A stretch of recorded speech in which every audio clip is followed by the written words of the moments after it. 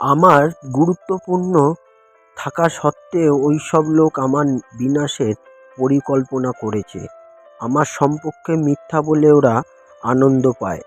জনসমক্ষে ওরা আমার সম্পর্কে ভালো কথা বলে, কিন্তু গোপনে আমায় অভিশাপ দেয়। আমাকে রক্ষা করবার জন্যে আমার আত্মা ধৈর্য ধরে শুধুমাত্র ঈশ্বরের অপেক্ষাই করছে। ঈশ্বর আমার একমাত্র আশা, ঈশ্বরই আমার দুর্গ, ঈশ্বর আমার রক্ষা করেন।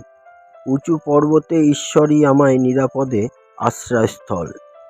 হে লোক, সকল সর্বদা ঈশ্বরের উপরে বিশ্বাস রাখো।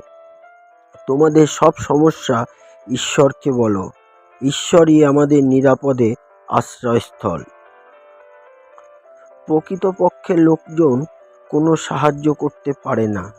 সাহায্যের জন্যে ওদের উপর নির্ভর করার মানে হতাশার জন্যে রান্নার নিয়ম প্রণালীর মতো, সেটাও আবার আমাদের মাথায় ও মনের ভেতরে, যাকে বলে মাথা গরম, অশান্তি করান। ঈশ্বরের সঙ্গে তুলনা করলে ওরা এটি ঝোড়ো দমকা বাতাসে ছাড়া আর বেশি কিছুই নয়।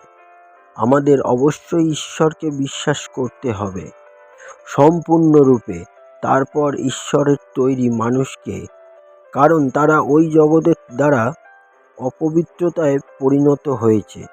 হে আমার প্রভু, আপনার ভালোবাসায় প্রকৃত ভালোবাসা।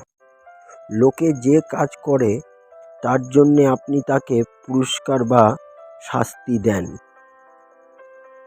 অসৎ কাজ কর্মের ফাঁদে পড়ার থেকে আমাকে রক্ষা করুন। হে ঈশ্বর, আপনি আমাদের শিলা, আপনি সেইজন যিনি আমাদের রক্ষা করেন। হালেলুয়া।